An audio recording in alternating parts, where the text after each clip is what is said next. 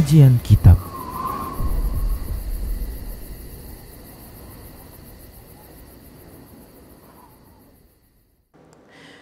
Assalamualaikum warahmatullahi wabarakatuh. Innal hamdalillah nahmaduhu wa nasta'inuhu wa nastaghfiruh wa na'udzu billahi min shururi anfusina wa sayyiati a'malina. May yahdihillahu fahuwal muhtadi wa may yudlil falan tajida lahu waliyyan mursyida. Asyhadu an la ilaha illallah wahdahu la syarika lah wa asyhadu anna Muhammadan abduhu wa rasuluh alladzi la nabiyya ba'dah.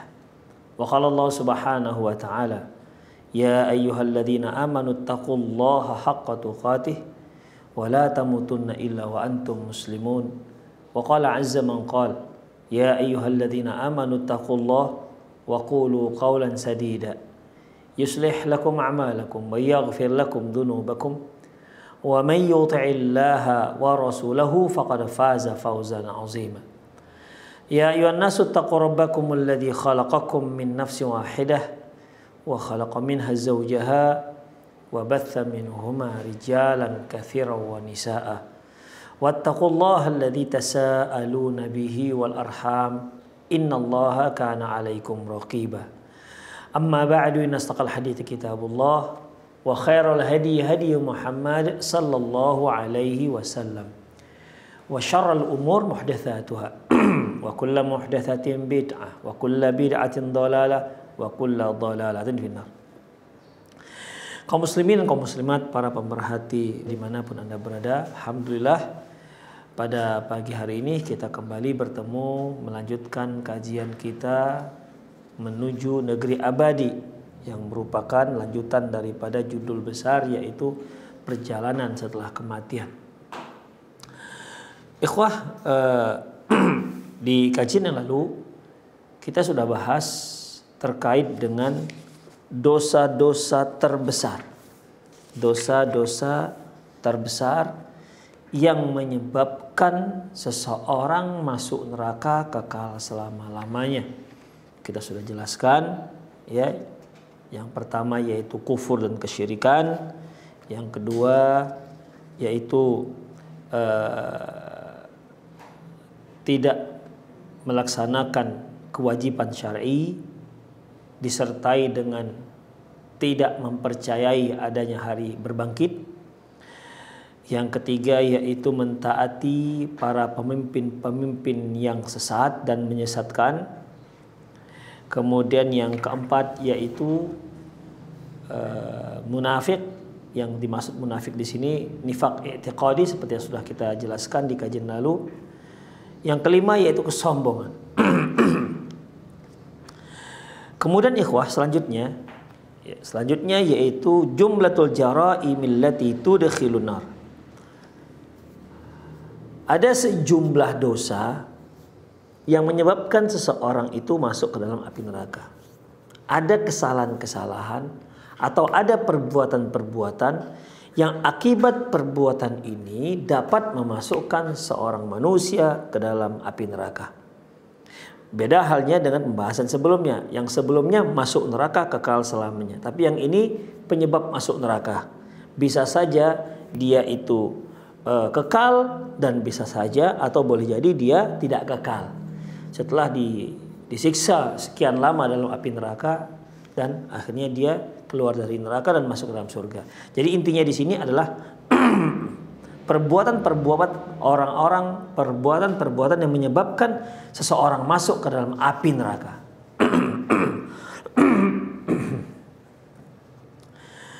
Su'ila Syekhul Islam Ibnu Taimiyah rahimahullah taala. Syekhul Islam Ibnu Taimiyah rahimahullah berkata, ditanya ya tentang satu buah pertanyaan. Apa itu? Ma amalu ahlin nar wa ma amalu ahlil jannah. Pertanyaannya, apakah perbuatan yang sudah dilakukan oleh penduduk neraka dan penduduk surga? Artinya, amalan apa yang menyebabkan seseorang itu masuk ke neraka dan amalan apa pula yang menyebabkan seorang itu masuk ke dalam surga? Fa'ajaba, lantas Syekhul Islam Ibnu Taimiyah rahimahullah memberikan jawaban Beliau katakan, amalu ahlin nar, adapun perbuatan amalan penduduk neraka adalah satu, al-isyraku billahi ta'ala, mensekutukan Allah subhanahu wa ta'ala. Ini seperti yang sudah kita bahas bahwasanya mensekutukan Allah subhanahu wa ta'ala merupakan perbuatan yang paling besar dosanya, yang paling membuat Allah subhanahu wa ta'ala marah. Yang apabila si pelakunya meninggal tidak sempat taubat kepada Allah subhanahu wa ta'ala, maka orang ini dipastikan masuk ke dalam api neraka kekal selamanya. Innallaha la yaghfiru ayyushraka bihi, Allah itu tidak akan mengampuni dosa orang yang mensekutukannya. Wa yaghfiru ma duna dzalika liman yasha, namun masih mengampuni dosa selain itu bagi siapa yang Allah subhanahu wa ta'ala kehendaki. Jadi grade yang pertama, tempat pertama, ya, posisi pertama yang menyebabkan seorang masuk neraka yaitu syirik, ya, syirik kepada Allah subhanahu wa ta'ala. Sebagaimana yang dikatakan oleh Luqmanul Hakim kepada anaknya, ya bunayya la tusyrik billah, wahai ananda, janganlah engkau mensekutukan Allah. Inna syirka la zulmun azim, sesungguhnya mensekutukan Allah itu kezaliman yang paling besar. Tidak ada kezaliman, tidak ada dosa yang lebih besar melebihi dosa mensekutukan Allah subhanahu wa ta'ala. Kemudian beliau mengatakan wa takdzibu lirrusul, mendustai para rasul. Mendustai para rasul. Ikhwah rahimanallahu wa iyyakum. Kita sebagai seorang yang beriman, ya, seorang muslim yang beriman, kita wajib untuk mengimani 6 hal atau yang masyhur dengan rukun iman, ya, dengan rukun iman, seperti beriman kepada Allah, beriman kepada malaikat, beriman kepada kitab-kitab, beriman pada para nabi dan rasul. Ikhwah, iman kepada rasul ini merupakan satu kewajiban bagi seorang muslim. Artinya, para nabi yang Allah subhanahu wa ta'ala sebutkan dalam Al-Quran, atau nabi-nabi yang Rasulullah sallallahu alaihi wasallam sebutkan dalam hadis-hadis beliau yang sahih, maka kita wajib untuk mengimaninya. Tidak boleh mengingkarinya. Barang siapa yang mengingkarinya, maka itu merupakan salah satu dosa yang menyebabkan dia masuk ke dalam api neraka. Demikian ikhwah, ya. Jadi kalau ada orang yang hanya beriman dengan Rasulullah sallallahu alaihi wasallam, namun dia meyakini Nabi Isa itu bukan nabi, Nabi Musa itu bukan nabi, apalagi Nabi Ibrahim bukan nabi, maka orang ini dengan keyakinan seperti ini bisa menyebabkan dia masuk ke dalam api neraka. Bahkan bisa kita katakan dia bisa kekal dalam api neraka, karena sama saja dia sedang mendustai Al-Quran. Demikian ikhwah rahimani Allah wa iyyakum. Karena nabi-nabi ini tercantum dalam Al-Quran, dan Al-Quran menetapkannya bahwasanya mereka adalah para nabi dan rasul. Bahkan nabi dan rasul yang kita sebutkan tadi itu diantara nabi-nabi ulul azmi, yang kesabarannya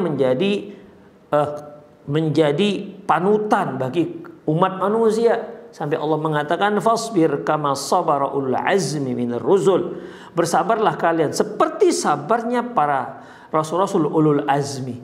Sampai seperti itu, karena mereka merupakan ikon, figur, lambang kesabaran bagi umat manusia. Demikian ikhwah, ya. Jadi dalam masalah ini, mereka yang mengingkari para nabi, hanya beriman dengan Rasulullah misalnya, maka orang ini, keyakinan ini bisa dapat menyebabkan dia masuk ke dalam api neraka, bahkan bisa selamanya, karena jatuh pada kekufuran, karena dia telah melanggar rukun iman yang keempat tadi, beriman dengan para nabi dan rasul. Demikian ikhwah. Seperti yang sama-sama sudah kita maklumi, nabi-nabi dan rasul ini ikhwah, ada yang diceritakan oleh Allah subhanahu wa ta'ala dalam Al-Quran, dan ada juga yang tidak Allah subhanahu wa ta'ala. Allah berfirman, Minhum man qasasna 'alaika min qalbul wa minhum man lam naqsusum 'alaik. Di antaranya ada yang kami ceritakan kepada kamu dan di antara juga ada yang tidak kami ceritakan kepada kamu. Itu ikhwah. Yang tentunya bagi kita ikhwah, yang terpenting bagi kita apa yang disebutkan Allah Subhanahu wa taala dalam Al-Qur'an. Ya. Bahwasanya mereka adalah nabi dan rasul. Seperti kita lihat ya dalam Al-Qur'an ada disebutkan Nabi Adam, ada disebutkan Nabi Nuh, ada disebutkan Nabi Idris, ada disebutkan lagi Zakaria, Yahya, Musa, Isa.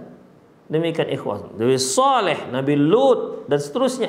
Itu nabi-nabi yang Allah kabarkan kepada kita, beritahukan kepada kita mereka adalah para nabi dan rasul, dan kita wajib untuk mengimani, meyakini bahwasanya memang mereka adalah nabi dan rasul.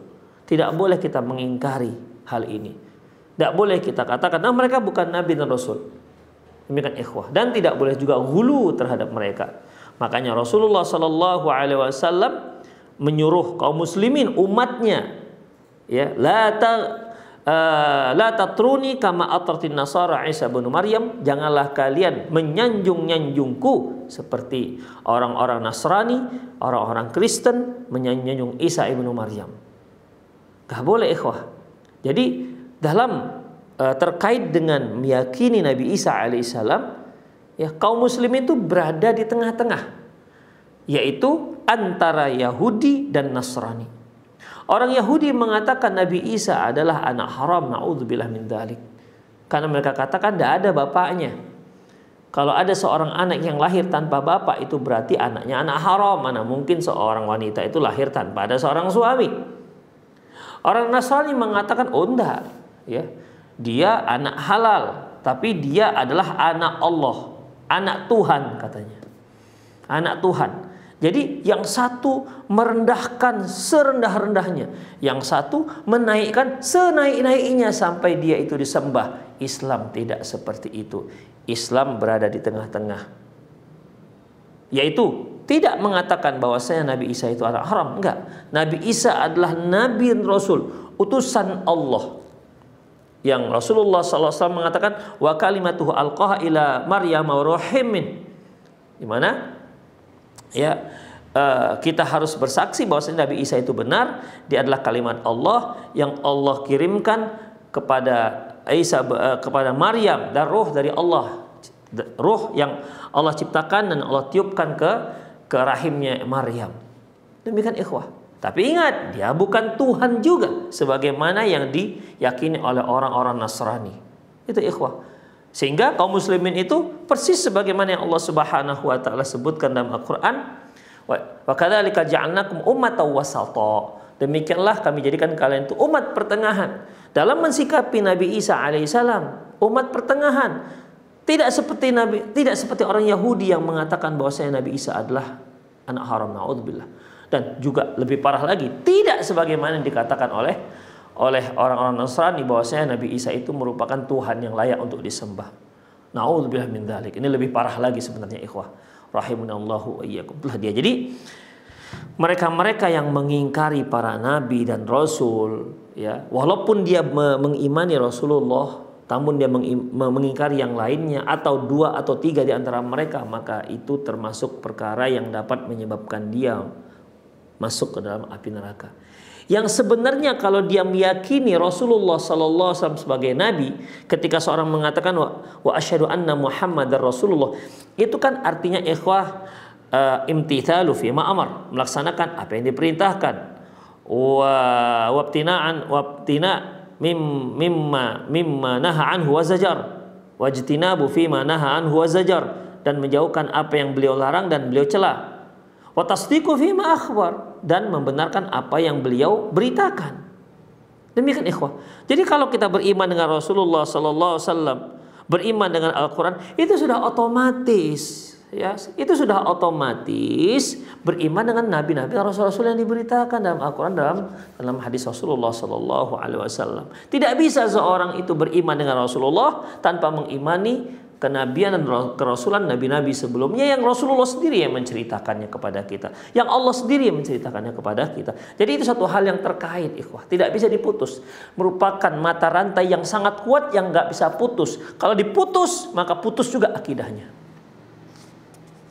Kemudian wal kufur, kekufuran, wal hasad, kedengkian, ya, wal hasad, kedengkian. Artinya ikhwah, kalau kedengkian ini tentunya tidak ada seorang pun yang bisa selamat dari yang namanya dengki. Dengki itu yaitu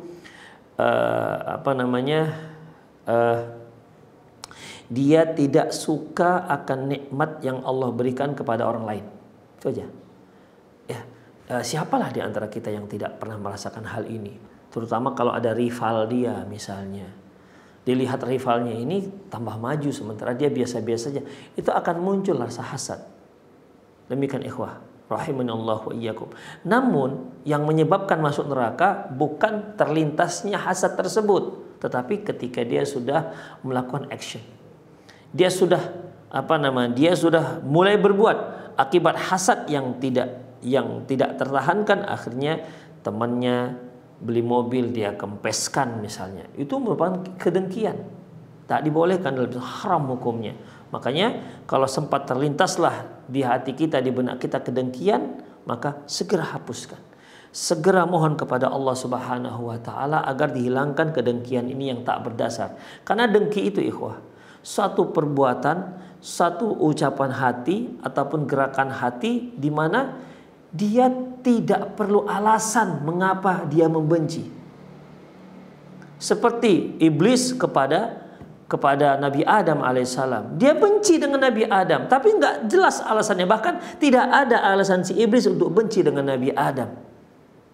Kalaupun dia tidak mau untuk sujud kepada Nabi Adam alaihissalam karena dianggap dia lebih mulia dibandingkan Nabi Adam, itu kan urusan dia dengan Allah Subhanahu wa taala. Nabi Adam alaihissalam sendiri tak pernah menyuruh Allah, tak pernah request kepada Allah supaya menyuruh malaikat-malaikat itu untuk sujud kepada Nabi Adam. Gak pernah. Itu keputusan mutlak dari Allah Subhanahu wa taala.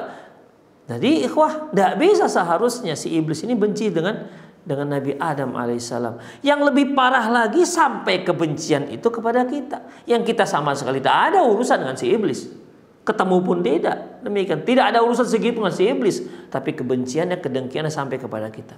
Makanya ikhwah, kedengkian ini tak perlu ada alasan. Ya, ada orang tak suka saja dengan ketika seorang mendapat nikmat. Kenapa? Tidak tahu, tak suka aja. Makanya harus dihapus. Segera mohon kepada Allah supaya menghilangkan yang namanya kedengkian. Wal kadhib, dusta. Ya, ini juga suatu termasuk dosa-dosa besar ya ikhwah ya. Yang Rasulullah katakan, iyyakum wal kadhib fa innal kadhibu yahdi ilal fujur fa innal fujur la yahdi ila nar. Hati-hati kalian dengan dusta, karena dusta itu bisa menjerumuskan kalian pada perbuatan-perbuatan jahat, dan perbuatan jahat, suatu perbuatan jahat akan menjerumuskan kalian masuk ke dalam api neraka. Innar rajula la yakdzibu wa yataharral kadzib hatta kataballahu indahu kadzaban. Seorang itu berdusta, lantas dia menjadi lebih sering berdusta hingga sampai pada tahapan Allah akan tuliskan dia bahwasanya dia adalah kadzab, seorang yang pendusta. Wal khiyanah, khiyanah ini ikhwah, khianat ini artinya seseorang memberikan kita amanah. Apakah amanah berupa harta? Apakah amanah berupa kepercayaan, mungkin menjaga keluarga, atau amanah berupa jabatan? Demikian ikhwah, berupa jabatan. Ketika dia diberikan amanah harta, malah harta ini dia habiskan, atau dia kurangi, atau dia makan ini amanah ini, harta tersebut, dan dia beralasan dengan ini dan itu. Kalau ketika dia diberi amanah jabatan, dia salah gunakan jabatan tersebut, dia salah gunakan powernya tersebut, dia salah gunakan wewenang itu untuk kepentingan pribadinya, untuk kepentingan dirinya sendiri, sementara wewenang tersebut tidak boleh digunakan untuk kepentingan pribadi misalnya. Itulah wewenang ikhwah.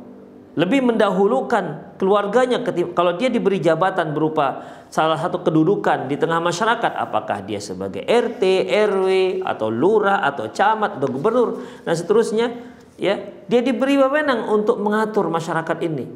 yang seharusnya dia bersikap adil di tengah-tengah masyarakat, tapi dia malah lebih mengutamakan keluarganya misalnya, lebih mengutamakan sanak familinya misalnya, lebih mengutamakan orang-orang tetangga-tetangganya misalnya, padahal ada orang yang lebih berhak untuk dibantu, padahal ada orang-orang yang lebih berhak untuk dibantu ketimbang keluarganya, ketimbang tetangganya, ketimbang teman-temannya. Demikian ikhwah. Jadi itu merupakan pengkhianatan. Atau mungkin harta rakyat yang dia telap misalnya, yang dia makan dengan berbagai macam dalih dan cara. Ini pengkhianatan, ya, pengkhianatan. Wadzulm, kezaliman. Kata Syekh Islam Ibnu Taimiyah, az-zulm itu ikhwah wadu'u syai' fi ghairi mahalli. Meletakkan sesuatu yang tidak az-zulmu wadu'u syai' fi ghairi mahalli, meletakkan sesuatu yang tidak pada porsinya, tidak pada tempatnya. Itu kezaliman. Makanya ketika seorang hamba menyembah, beribadah kepada selain Allah, dia telah meletakkan porsi ibadah itu kepada yang tidak layak untuk diberikan. Itu hak Allah, malah dia berikan kepada orang lain. Makanya tidak ada kezaliman yang lebih zalim, lebih besar melebihi kezaliman manusia yang mensekutukan Allah Subhanahu wa taala. Az-zulmu, ya, yang Rasulullah katakan dalam sebuah hadis qudsi, ya ibadi inni haramtu dzulman ala nafsi wa haramtu bainakum fala tadzalamu. Wahai hambaku, aku telah haramkan kezaliman terhadap diriku dan aku haramkan juga kezaliman itu di antara kalian, fala tadzalamu. Jangan kalian saling menzalimi. Kezaliman ikhwah yang sering biasanya yang kuat menindas yang lemah, yang kaya menindas yang miskin, ya, merampas harta mereka dan seterusnya dan tidak memberikan hak-hak mereka, malah mengambil hak mereka. Kemudian wal fawahish ini khadakal fahishah, artinya orang-orang yang suka berbuat keji. Di antara perbuatan keji itu adalah zina. Demikian ikhwah. Yang Allah Subhanahu wa taala mengatakan la taqrabuz zina innahu kana fahishatan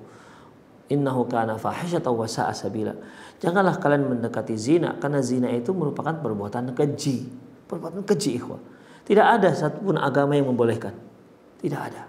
Tidak ada satupun agama yang membolehkannya. Mau dia Nasrani, mau dia Yahudi, mau dia Buddha, Hindu, tidak ada yang membolehkannya. Dalam Islam bukan hanya sekedar nggak membolehkan, dekat saja pun tak boleh. La taqrabuz zina, jangan kalian mendekati zina. Itu dekat saja ikhwah.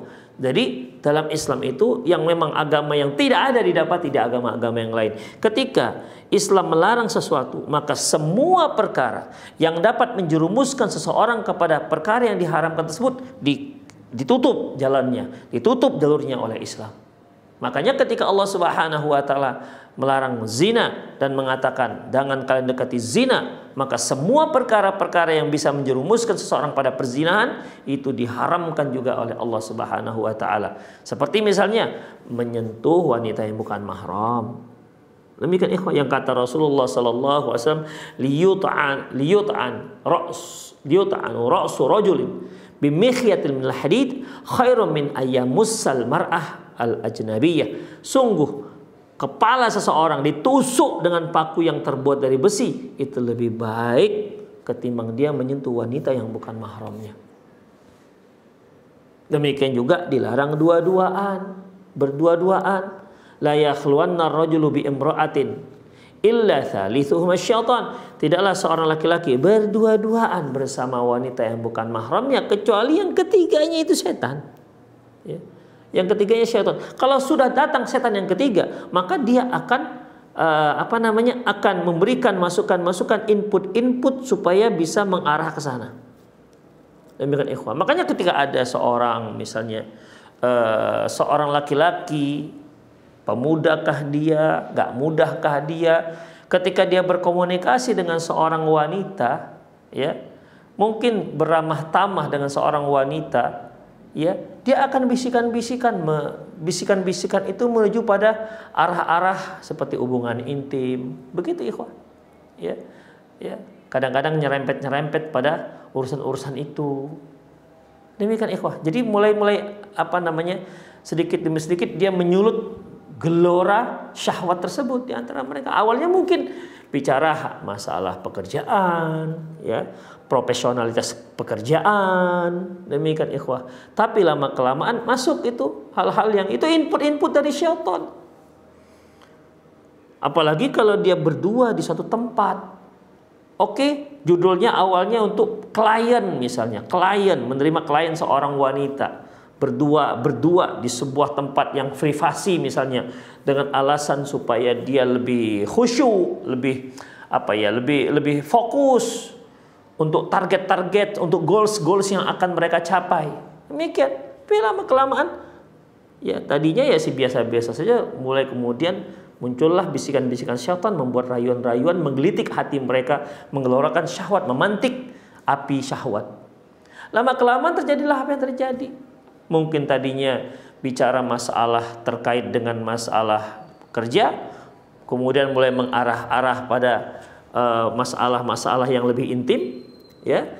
Ketika sudah tidak ada lagi rasa malu, maka mungkin ngomongnya pun sudah terang-terangan. Kalau sudah ngomongnya terang-terangan, nggak ada lagi rasa malu di antara mereka, maka bisa saja mereka akan menuju pada perbuatan yang hakiki, yaitu zina yang hakiki. Itu ikhwah rahimallahu wa iyyakum. Ya, jadi itu Islam luar biasa ikhwah, dan tidak ada didapati di agama lain. Tak ada. Hanya ada di agama Islam, agama yang Allah Subhanahu wa taala turunkan. Demikian, yang Al-Qur'annya masih original, tidak pernah ada, tidak tertukar sedikit pun hatta harokatnya. Itulah ikhwah, ya. Kemudian juga yang sunnah-sunnah nabinya dijaga oleh para ulama. Dari kepalsuan orang-orang yang sengaja ingin merusak kaum muslimin dari dalam.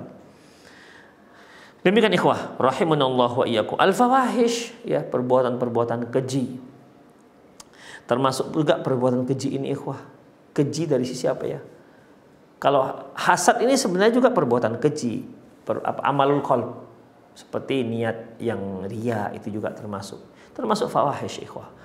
Makanya Allah Subhanahu wa taala al-fawahisha menyebutkan al-fawahisha ma dhahara minha wa ma batan. Fawahish itu ada yang jelas dan ada yang batan, dalam hati.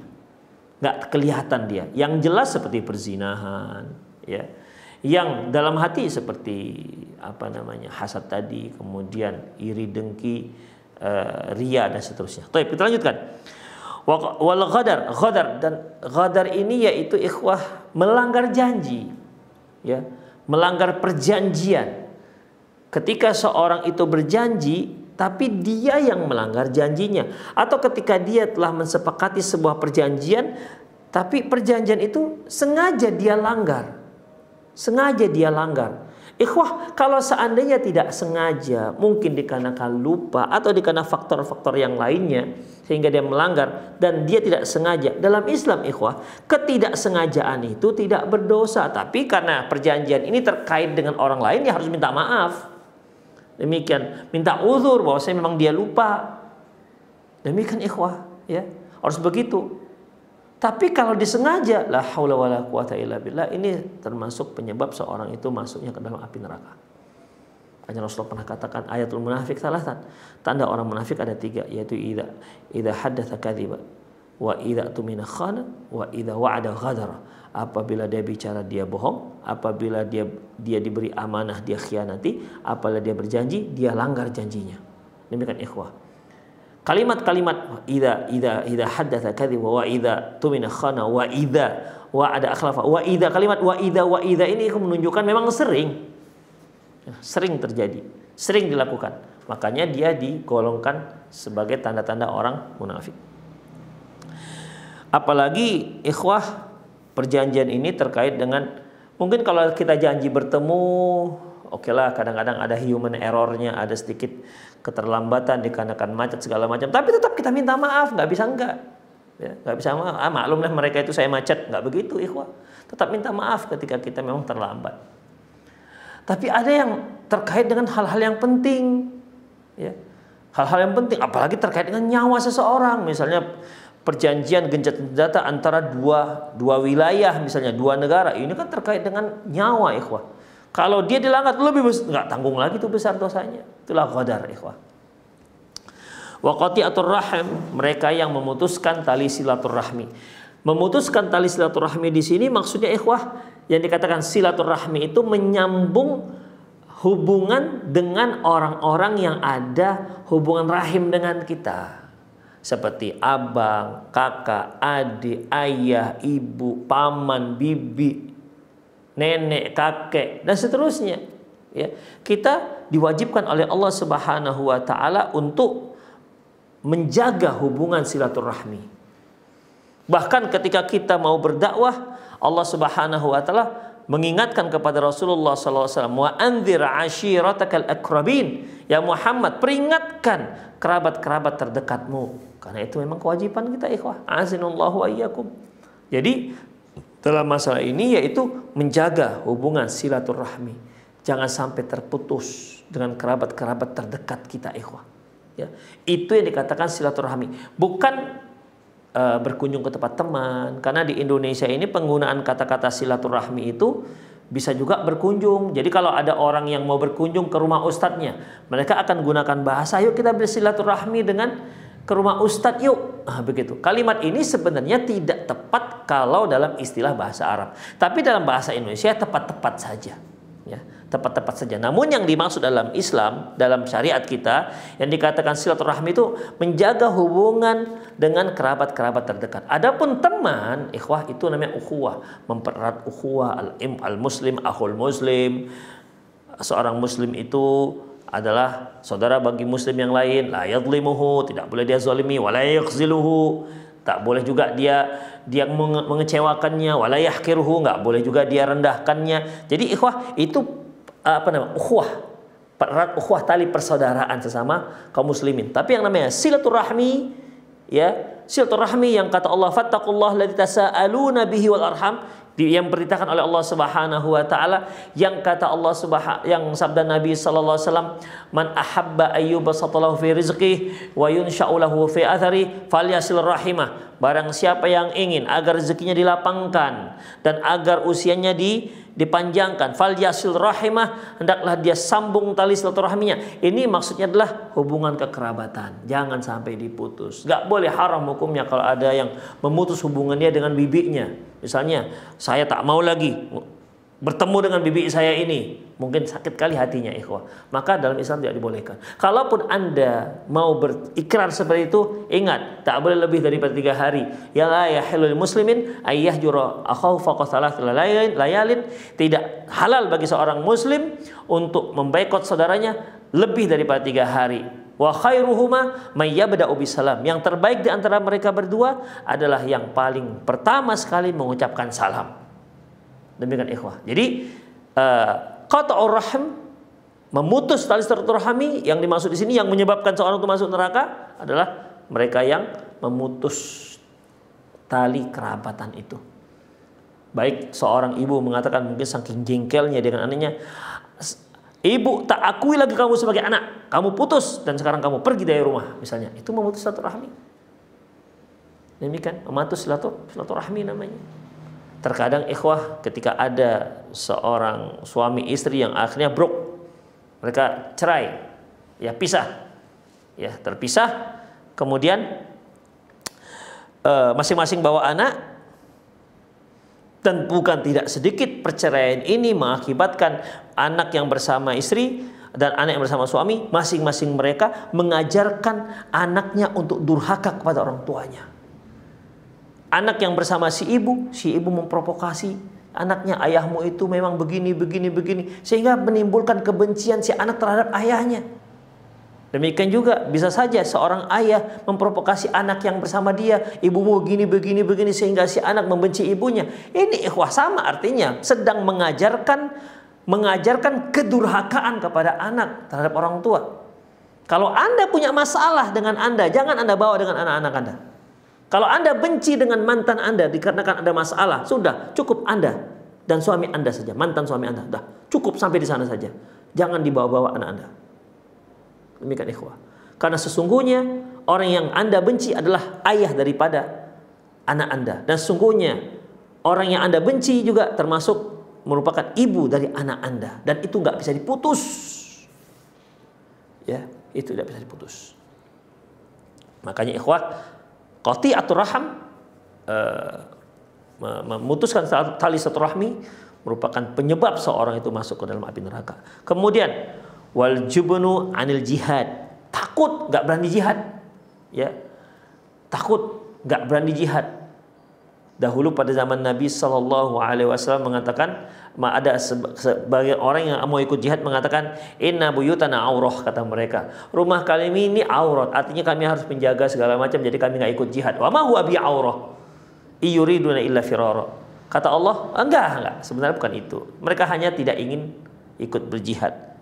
Demikian ikhwah. Jadi dalam masalah ini takut dalam berjihad, pergi jihad perang, artinya tentunya perang yang syar'i, ya. Bukan perang asal-asal perang syar'i yang litakuna kalimatullahi hiyal ulya, untuk meninggikan kalimat Allah Subhanahu wa taala. Ya, bukan asal perang, ya, bukan asal angkat senjata, ada syarat-syaratnya.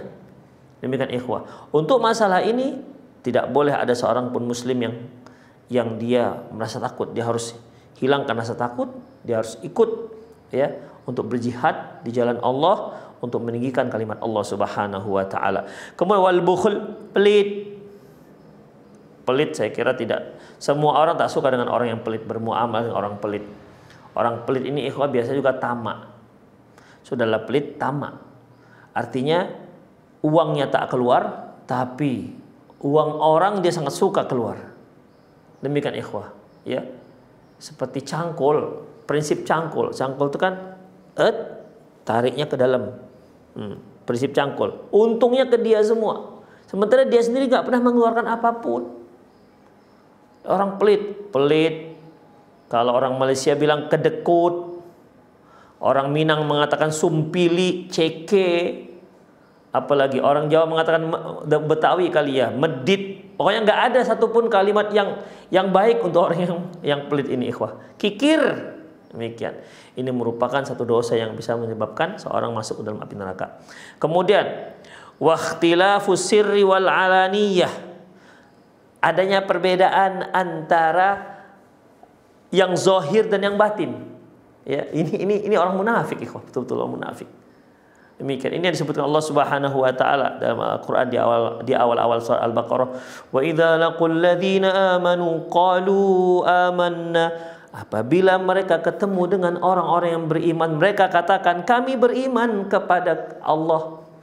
Wa idza khalau ila syayatinihim qalu inna ma'akum innama nahnu mustahzi'un. Tapi apabila mereka bertemu dengan kalangan mereka, setan-setan mereka, qalu inna ma'akum, mereka katakan kami itu bersama kalian. Innama nahnu mustahzi'un, kami itu hanya mengejek-ejek, mengolok-olok orang-orang beriman.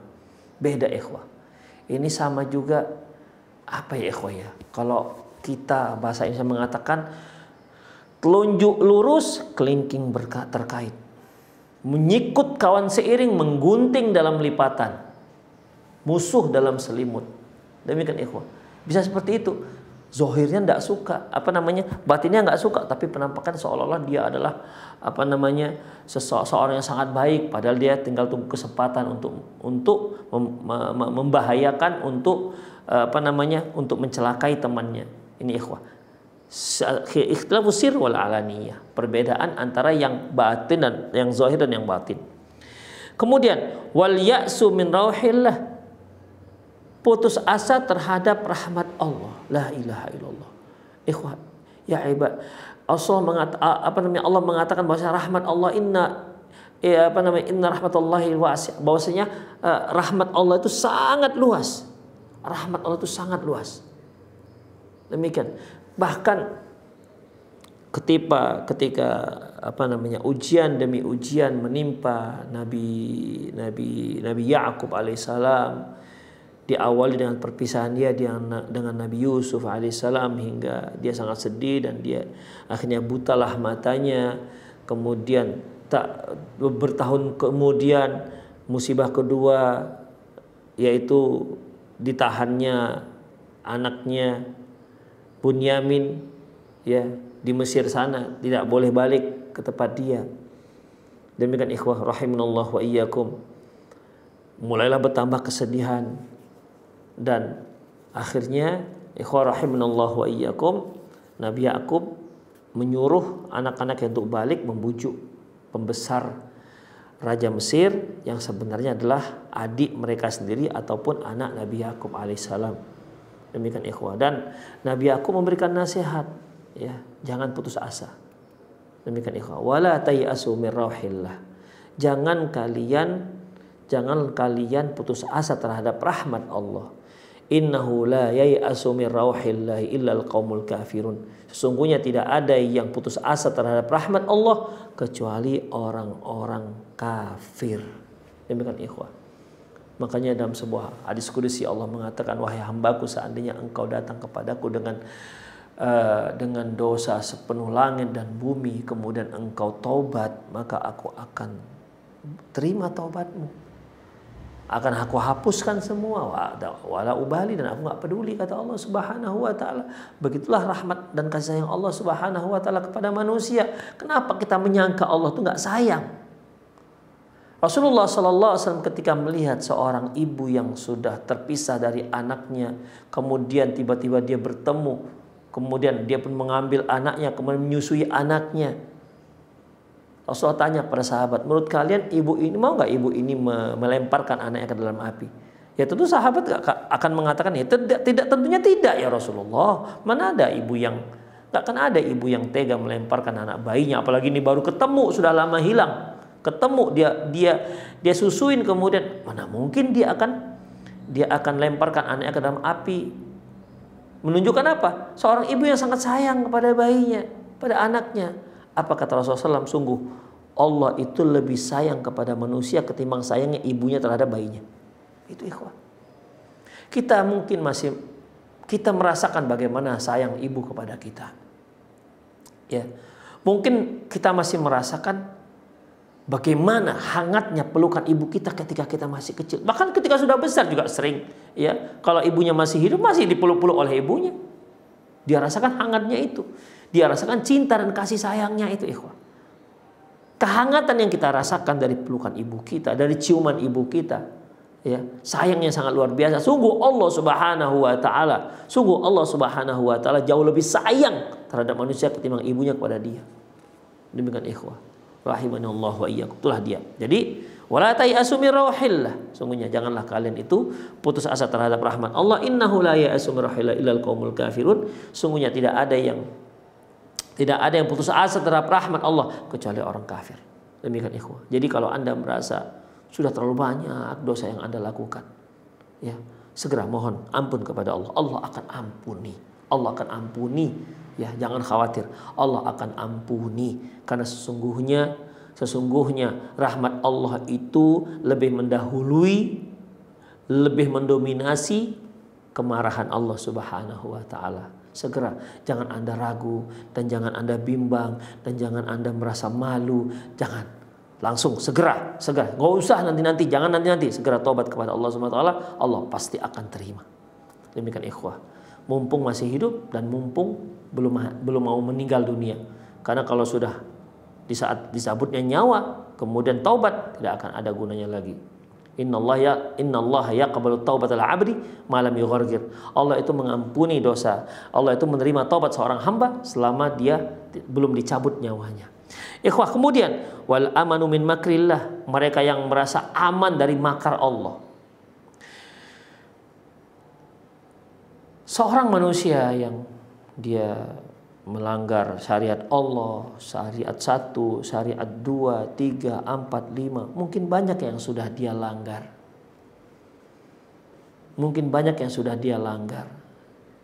Kemudian dia merasa dirinya banyak maksiat tapi fine-fine saja dia.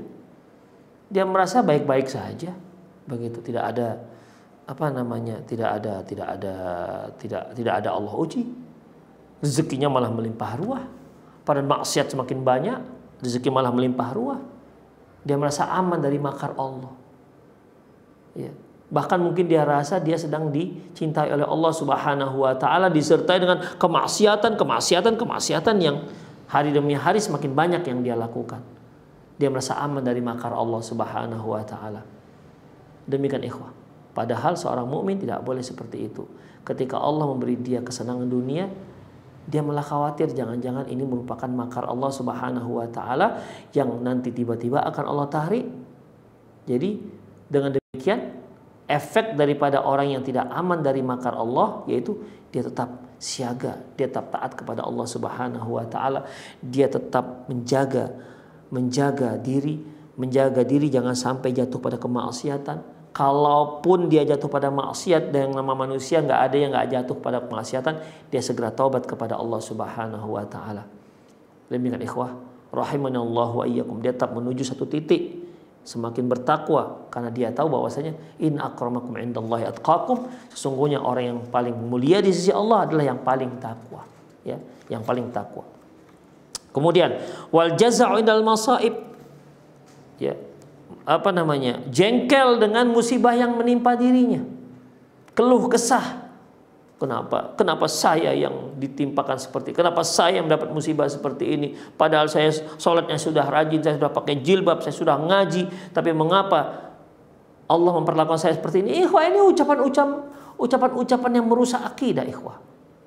Demikian ikhwah, ya, memang pada diri manusia itu memang ada keluh kesah. Khuliqal insanu halu'a, manusia itu ciptakan halu'a, yaitu punya sifat halu'a. Apa itu halu'a? Idza massahu syarru jazu'a wa idza massahul khairu manu'a. Apabila dia mendapatkan ujian dia keluh kesah, berkeluh kesah. Demikian ikhwah. Wa idza massahul khairu manu'a, apabila dia mendapat kebaikan dia pelit. Ilal musallin, kata Allah Subhanahu wa taala, kecuali orang-orang yang salat. Ikhwah azinallahu wa iyyakum. Jadi enggak boleh, ya, kita keluh kesah, enggak boleh kita merasa jengkel, kenapa saya saja yang dikenakan begini, kenapa saya begini, kenapa saya yang begini. Demikian ikhwah, itu berarti dia orang yang tidak terima dengan ketetapan Allah Subhanahu wa taala, dan ini penyebab seorang itu masuknya ke dalam api neraka. Orang yang seperti ini ikhwah yang mendapat musibah, hendaklah dia banyak-banyak membaca firman Allah Subhanahu wa taala, ya, ma asaba min musibatin fa bima kasabat aydikum wa ya'fu an katsir. Tidaklah suatu musibah turun kecuali akibat ulah dirimu sendiri, dan Allah itu banyak memberikan maaf. Demikian ikhwah. Dan ingat hadis-hadis Rasulullah sallallahu alaihi wasallam, innallaha idza habba qauman ibtalah, idza radiya fa'alaihi falahu ridha wa idza sakhita fa'alaihi sukht. Allah itu apabila mencintai suatu kaum, Allah akan beri dia cobaan. Apabila ridho dengan cobaan tersebut, Allah ridho kepada dia. Apa ada yang perlu kita inginkan lagi selain ridho Allah Subhanahu wa taala? Untuk apa Allah Subhanahu? Untuk apa kita memiliki apa yang kita inginkan tapi Allah enggak ridho? Ridho Allah Subhanahu wa taala ghayatun la tutrak. Ridho kepada Allah adalah suatu target yang enggak boleh tinggalkan. Ridho Allah Subhanahu wa taala. Demikian ikhwah rahimallahu wa iyyakum, ya. Wa idza sakhat, apabila dia jengkel dengan musibah, cobaan yang Allah timpakan kepada dia, fa'alai sukht, maka dia mendapatkan kemurkaan dari Allah Subhanahu wa taala. Makanya seorang yang mukmin itu Rasulullah katakan ajab li amri mukmin. Sungguh luar biasa urusan orang mukmin ini. Idza massahul khairu idza asabathu sarra fasyakara fakana khairul lah, wa idza asabathu dharra fasabara fakana khairul lah. Apabila dia mendapatkan kesenangan dia bersyukur, itu baik untuknya, dan apabila dia mendapatkan ujian dia bersabar, dan itu baik untuk dirinya. Ya, manusia semua begitu ikhwah. Ya, nggak ada di dunia ini manusia yang tidak pernah mendapatkan ujian. Ada, semua dapat ujian. Hanya memang ujian itu beda-beda. Ya, ujian beda-beda. Kemudian ikhwah, wal fakhru wal batru indan na'am, bangga dan sombong akibat dikarenakan nikmat yang Allah berikan. Apakah nikmat harta, apakah nikmat nikmat jabatan, nikmat wanita. Demikian ikhwah. Nikmat harta ini seperti mungkin Allah berikan dia kemudahan rezeki, Allah mudahkan rezekinya sehingga dia membeli mobil-mobil yang mewah, pakaian-pakaian yang mewah. Dengan demikian dia bangga dengan itu dan meremehkan orang lain. Ini yang nggak dibolehkan. Demikian, suka dengan mobil mewah tidak ada masalah ikhwah. Nggak ada masalah dalam Islam. Selama ketika dia mendapatkannya, cara mendapatkan dengan cara yang halal, silahkan. Kalau memang Anda mau beli helikopter, parkir depan rumah juga nggak ada masalah. Jika seandainya memang Anda dapatkan dengan cara yang halal, boleh dalam Islam, kenapa tidak? Demikian. Yang penting dengan cara yang halal. Tapi ingat, tidak boleh sombong. Demikian ikhwan. Anda beli helikopter misalnya, kemudian diajak kawan-kawan jamaah masjid naik helikopter, kan senang mereka, ya. Mereka senang naik helikopter, berpahala, masya Allah kan. Demikian. Kenapa rupanya beli helikopter? Jadi ikhwan rahimanallahu wa iyyakum. Jadi apa yang Allah berikan mudahkan, ya jadikan itu sebagai amal jariah, sebagai pelipat ganda amalan kita untuk mendapatkan hari akhirat. Tidak ada masalah. Tapi yang bermasalah adalah bator. Bator itu ikhwah, apa ya, menolak kebenaran atau merendahkan orang lain. Itu nggak boleh, ya. Karena Allah yang memberi. Bisa saja satu waktu Allah cabut itu, ya. Ingat Qarun, fakhasafna bihi wa bidarihil ard. Kami tenggelamkan dia dan harta, seluruh hartanya kami tenggelamkan dalam satu waktu, habis. Jangankan hartanya, dia pun ditenggelamkan oleh Allah Subhanahu wa taala. Demikian ikhwah. Jadi membeli barang-barang yang mewah ya tentunya yang perlulah ikhwah. Ya kadang orang-orang yang kaya raya itu mereka membeli barang-barang yang mewah itu umumnya bisa juga dikarenakan prestis, ya, bisa juga dikarenakan memang nyaman. Biasanya barang itu lebih nyaman dipakai, lebih enak dipakai, lebih tahan lama. Demikian ikhwah. Kalau dia pakai barang-barang yang murah nanti asih ganti, tiap minggu ganti gitu kan ikhwah. Demikian ikhwah. Jadi kita, Allah Subhanahu wa taala memberikan kita nikmat yang melimpah, kemudian kita gunakan untuk ke jalan Allah. Waduh, masya Allah, itu luar biasa ikhwah. Tapi kalau membuat dia menjadi bangga, kemudian melemehkan orang lain, ya, membuat dia jadi sombong, jangan. Itu yang membawa dia masuk ke dalam api neraka. Kemudian tarkul faraidillah, meninggalkan apa yang diwajibkan oleh Allah Subhanahu wa taala. Ya, dan ini banyak ikhwah, dari mulai kewajiban kewajiban salat misalnya, dan kewajiban-kewajiban yang lain, haji, zakat dan seterusnya. Ya, demikian juga kewajiban seorang suami kepada istrinya, kewajiban seorang anak kepada orang tuanya, kewajiban istri terhadap suaminya, anak dan seterusnya, itu semua merupakan termasuk kewajiban yang Allah berikan. Kalau itu ditinggalkan, itu bisa menyebabkan dia masuk ke dalam api neraka. Kemudian ikhwah, selanjutnya yaitu al-i'tidadu hududah, melewati batasan yang Allah tetapkan. Ya, melewati batas yang Allah tetapkan. Misalnya Allah katakan ini batasan ini batasnya, nggak boleh lewat. Kalau lewat haram. Jadi dalam sebuah hadis katakan ala inna hududallah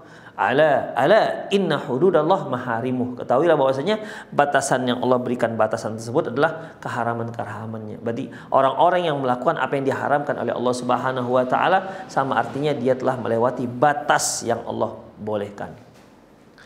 Kemudian ikhwah, seperti apa ya? Seperti perzinahan misalnya.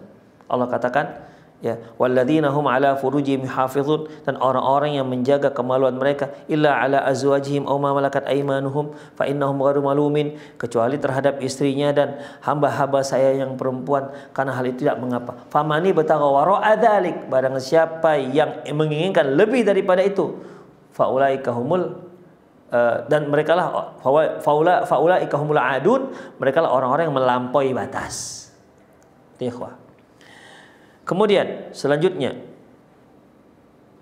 wantihakul hurumatih, dan melanggar keharaman Allah Subhanahu wa taala. Apa yang jelas Allah haramkan dia langgar. Allah haramkan khamar, dia minum. Allah haramkan narkoba, dia lakukan, ya, dan seterusnya.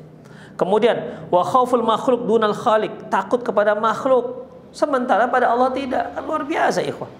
Ya. Sementara Allah Subhanahu wa taala mengatakan wala takhafuhum wa khafuni. Jangan kamu takut kepada orang kafir, takutnya kepada aku saja. Itu ketetapan dari Allah Subhanahu wa taala, tapi ini orang sebaliknya. Dia takut kepada manusia, tak takut kepada Allah Subhanahu wa taala. Demikian ikhwah. Mungkin dia berada di sebuah instansi yang di sana ada korupsi rame-rame. Demikian. Sementara dia khawatir kalau seandainya dia lurus-lurus saja, dia nggak akan dipakai oleh orang-orang dan rekan-rekannya. Akhirnya dia pun ikut melenggang haram sebagaimana yang dilakukan oleh rekan-rekannya. Takut kepada manusia, tak takut kepada Allah Subhanahu wa taala. Dan ini ikhwah sering terjadi. Orang yang tadinya baik-baik ketika masuk dalam sebuah wilayah tertentu, pekerjaan tertentu, akhirnya yang baik ini menjadi tidak baik mengikuti irama orang, lenggang orang-orang maksiat yang ada di sebuah tempat tersebut. Makanya hati-hati ikhwah. Cari teman juga hati-hati, jangan sampai dia mempengaruhi agama kita dan mengurangi agama kita. Kemudian ikhwah, ya jadi jangan sampai takut dengan makhluk, dengan Allah malah tak takut. Wal amalu riya'an wa sum'atan, kata Ibnu Taimiyah rahimahullah, yaitu beramal tapi riya dan sum'ah. Riya ini dari kata-kata ro'a, ikhwah, melihat. Jadi sesuatu yang bisa dilihat oleh manusia, satu kebaikan yang bisa dilihat oleh manusia, tapi dia lakukan itu tidak karena Allah, tidak tulus karena Allah. Nah, ini dikatakan riya karena sesuatu yang terlihat.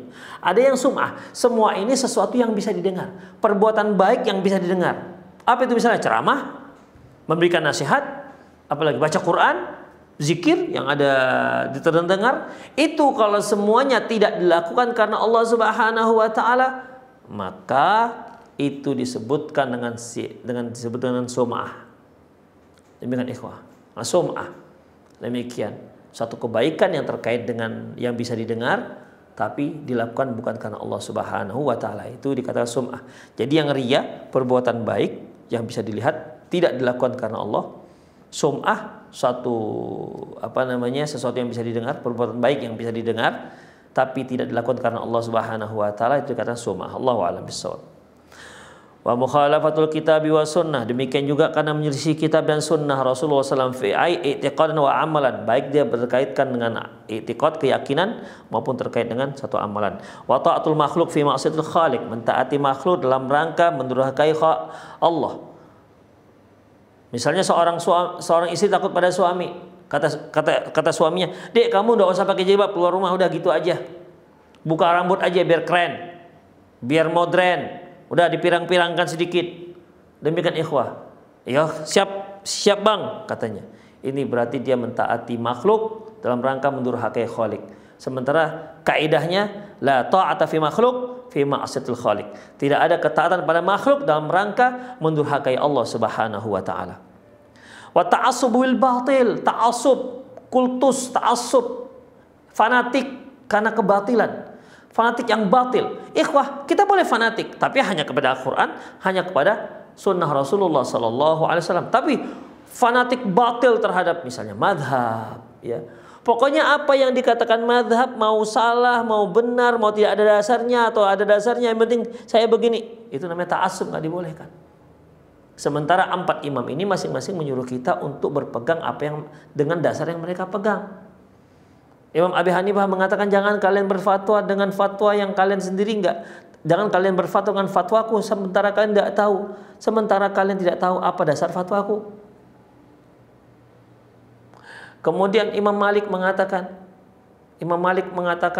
kullu qaulin yu'khadhu wa yurad illa qaul sahibul qabr. Semua ucapan pendapat itu bisa diterima, bisa ditolak kecuali ucapannya si pemilik kuburan ini, maksudnya Rasulullah sallallahu alaihi wasallam. Imam Ahmad mengatakan bahwasanya la tuqallidu Syafi'iyyan wala Auzi'an wala Auza'iyan wala Thawriyan walakin khudhu min haitsu akhadhu. Janganlah kalian taklid kepada Syafi'i, juga pada Auza'i, pada Thawri, tapi ambillah dari mana mereka ambil. Artinya kalian boleh mengikuti pendapat mereka, tapi ingat lihat dasarnya apa. Demikian. Kalau seandainya yang pendapat imam ini dilihat kurang kuat dasarnya, kemudian pendapat imam ini yang sangat kuat dasarnya, jelas dalilnya, maka ikut yang ada dasarnya. Demikian ikhwah. Jadi jangan sampai taklidnya itu yang batil, taklid buta, tak mau tahu apakah berdalil atau tidak. Ini yang nggak dibolehkan ikhwah, ya. Ini nggak dibolehkan. Kalau bermadzhab boleh, banyak para ulama yang bermadzhab. Jadi ta'assub bil batil, ta'assub dengan cara yang batil.